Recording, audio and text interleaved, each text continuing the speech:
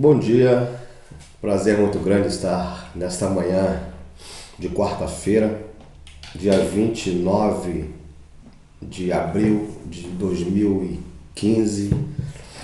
Estou muito feliz porque Deus me proporcionou um momento uma noite maravilhosa, né?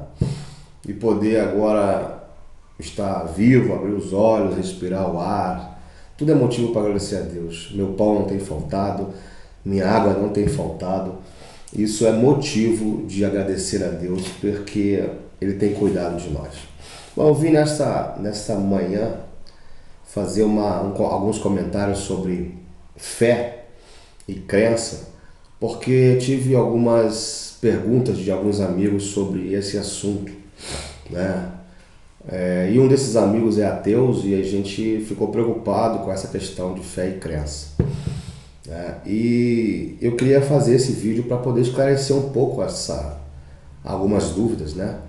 É bem verdade que a gente, em falar de fé e crença, é um assunto muito extenso, em que em meia hora jamais eu poderia esgotar todo o assunto. E tenho certeza que vai ser um bate-papo rápido, mas que se você tiver dúvidas no que eu falei, eu vou deixar no final desse vídeo o meu e-mail para que você entre em contato comigo para a gente conversar sobre esse assunto, que é um assunto que eu admiro e gosto muito de falar, sobre a fé e sobre as crenças, né? Bom, o mundo atual que a gente vive hoje é um mundo muito difícil de se viver, né? No mundo atual é um mundo muito complicado, onde hoje o que nós vemos hoje em dia em relação ao ser humano é o estresse. Dizem que é a doença do século, né? Se você for pegar qualquer livro que fala sobre estresse, ou conversar com um médico que fale sobre estresse, ele vai falar que é a doença do século, né? E além do estresse, nós temos a intolerância, né? A intolerância é alguma coisa que nós temos visto aí em muitas famílias e muitas pessoas, onde as pessoas estão intolerantes. Não se exerce mais a paciência, a bondade, a benignidade, não se exerce mais o amor, né? O amor teve outro conceito e contexto. Nós vamos falar um pouco sobre isso. E dentro de um mundo intolerante, um mundo estressado, a religião ela é alguma coisa que tempera, que equilibra, né, a vida humana, a vida do ser humano.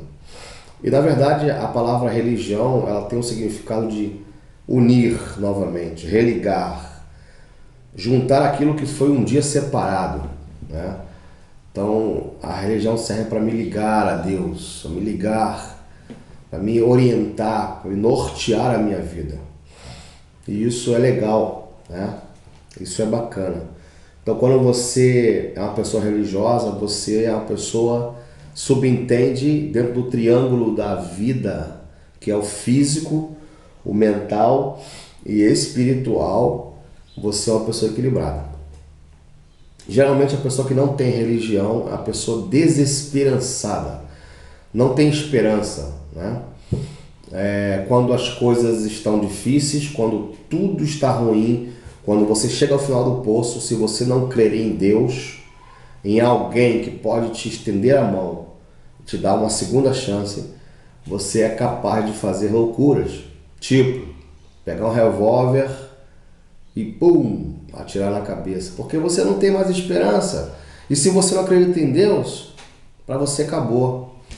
E para aquelas pessoas que têm Deus, que acreditam em Deus, que acreditam que Deus pode todas as coisas, que a palavra dele tem poder e que ele pode mudar a sua vida e que você pode sair do fundo do poço, você tem esperança e você sai, você vai na direção desse Deus.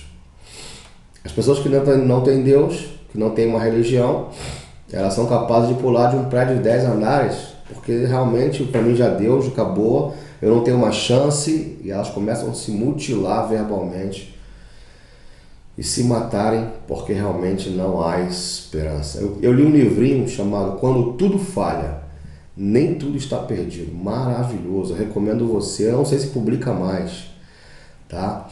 A publicadora é CPB, Casa Publicadora Brasileira. quando tudo falha, nem tudo está perdido. Exatamente isso. Tá? E qual seria o significado da religião hoje na vida das pessoas? Nós já falamos de alguma coisa em relação à esperança, né?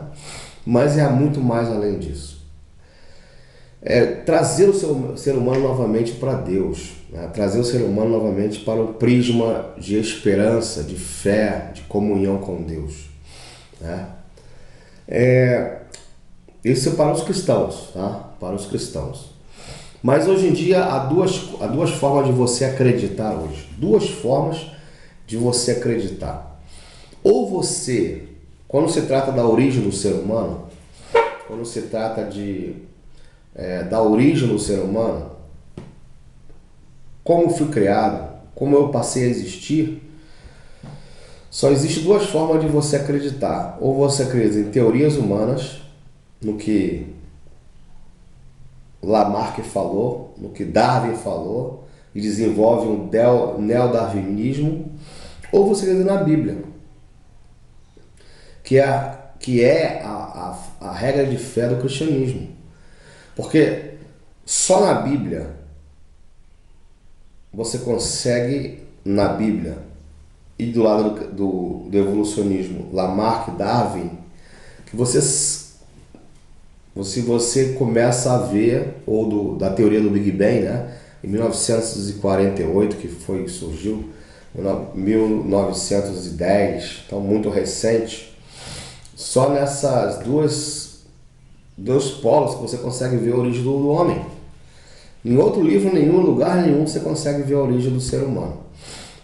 A Bíblia, que foi escrita há mais de 1600 anos atrás, que é o livro mais vendido hoje no mundo e mais lido no mundo inteiro. Não tem outro livro. É o único livro que, quando você ler esse livro, tem o poder de transformar vidas. Conheço muitos ex-traficantes, muitos ex-estupradores. Conheço muitos ex-drogados que, ao ler a Bíblia, deixaram a vida ruim que tinha e se converteram em um cidadão de bem. Então esse poder de você ler um livro e esse livro transformar você em comportamento, eu não vejo isso em livro nenhum. Você pode ler os livros de Darwin, um livro de Lamarck, um livro de Laine Ribeiro, de Daniel Goldrin, Jack Welch. Você pode ler o livro de Valdez Luiz Ludwig, você pode ler o livro de Peter Drucker, para quem faz administração de empresa.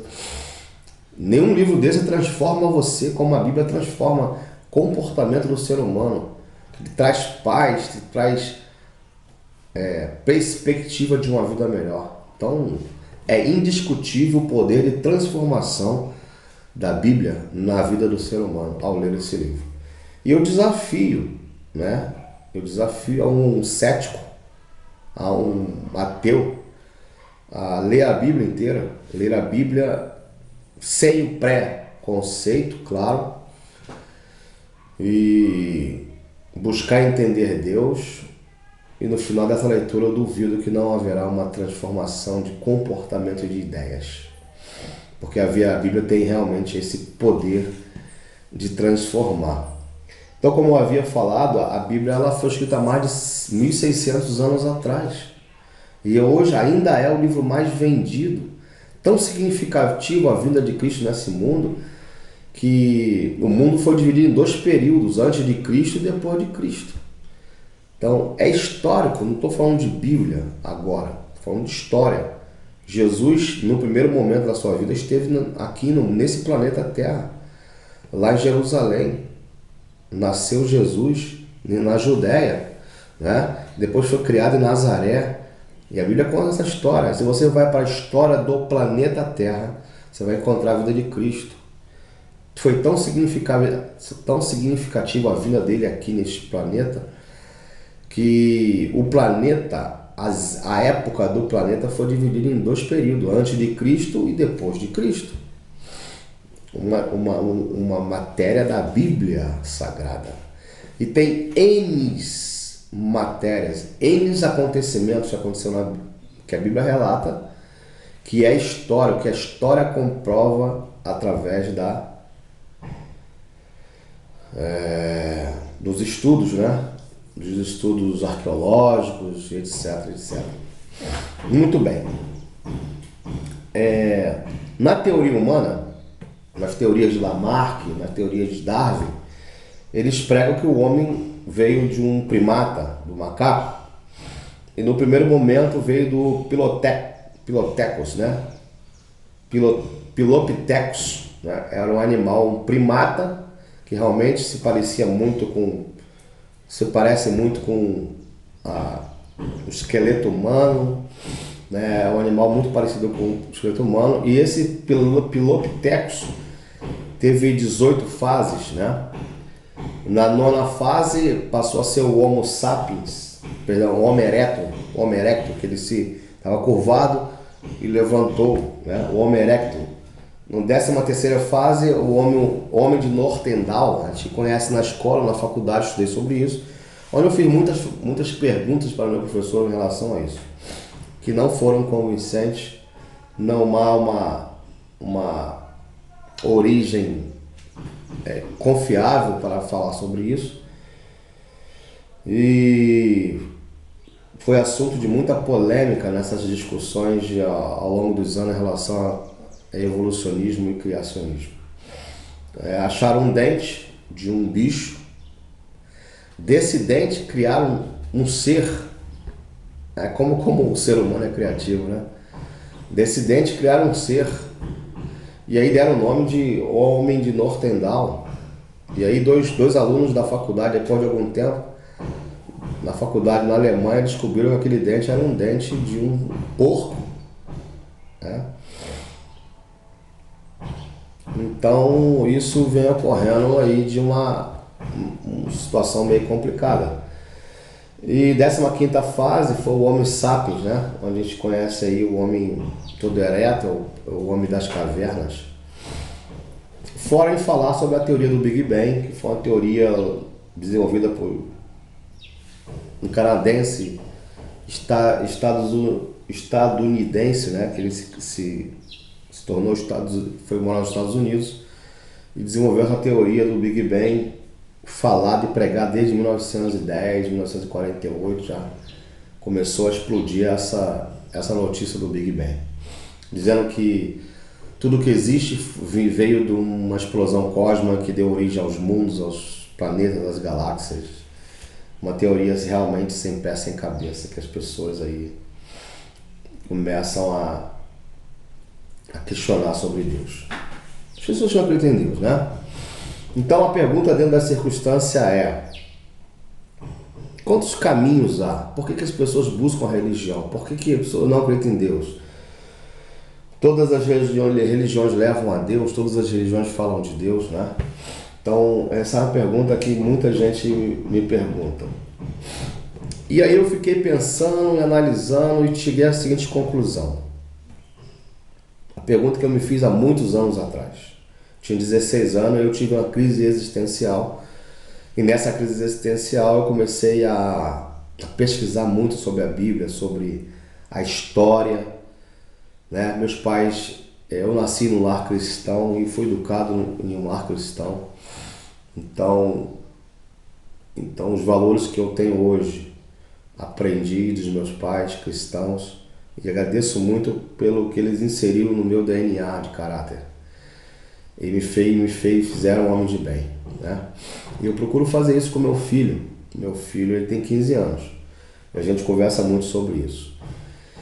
Então a pergunta que eu me fazia era: se existe só um Deus no mundo, um Deus, a Bíblia fala que só tem um Deus, um original bíblico no mundo inteiro. Na verdade, hoje não existe mais os originais bíblicos que foram achados nas cavernas de Qumran, né?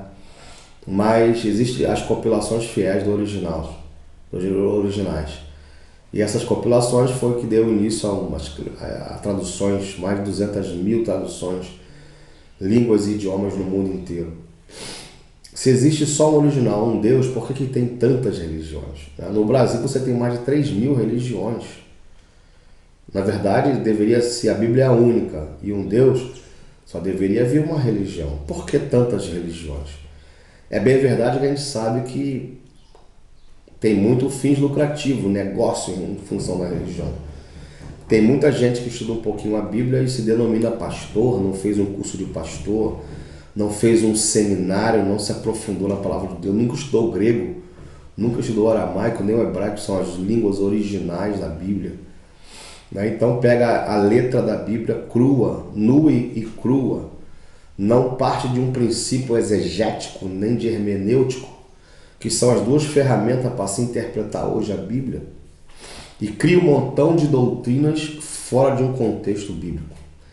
E surgem muitas religiões. Como os fiéis não entendem a Bíblia, não estudam a Bíblia, então são facilmente enganados por esse pessoal que se denomina muitas vezes pastor. E a orientação bíblica, Deus falando, é o seguinte: existem 3 versos que na Bíblia que você, ao ler, você começa a perceber que é necessário estudar, é necessário se aprofundar no conhecimento bíblico para que você não seja enganado.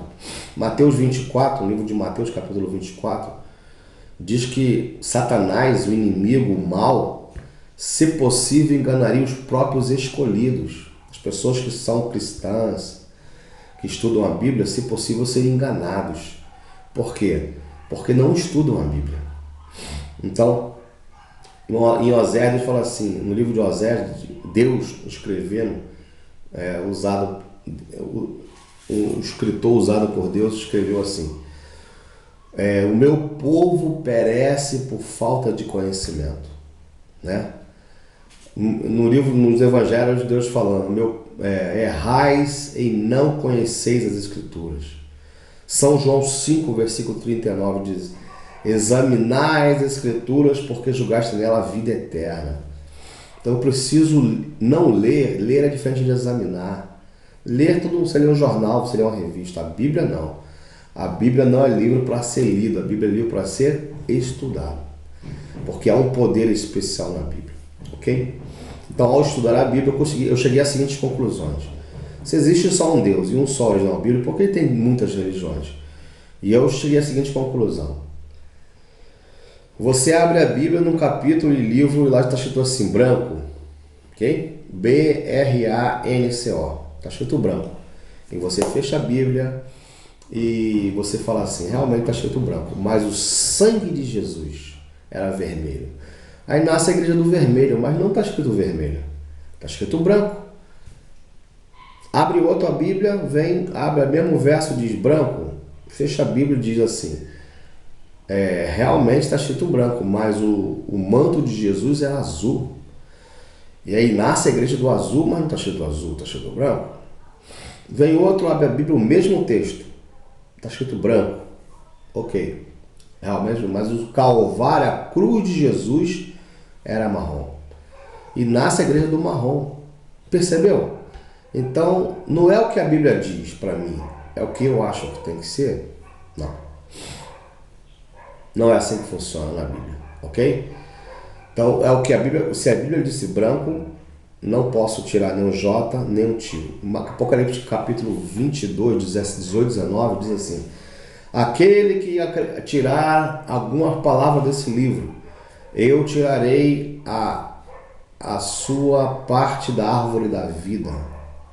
E aquele que acrescentar um J ou um tio, alguma coisa no que está escrito na Bíblia, Deus acrescentará as pragas que irão ser lançadas no mundo por ocasião da sua volta. Então, Deus não deu autoridade a ninguém, nenhum pastor, nenhum padre, nenhum líder religioso a aumentar o que está escrito ou a diminuir. Então eu tenho que ter a sabedoria e o entendimento de que eu tenho que fazer e obedecer a Deus em tudo o que está escrito ali na palavra de Deus. Ok? Então eu não posso aumentar, nem diminuir, nem colocar, nem tirar. É o que está escrito.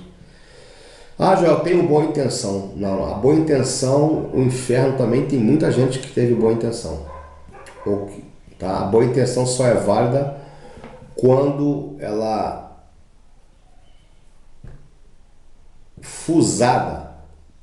é fundida com a palavra de Deus. Ela tem que estar de acordo com a palavra de Deus. Aí a boa intenção ela funciona. Eu vou te dar um exemplo de Caim e Abel. A história diz assim que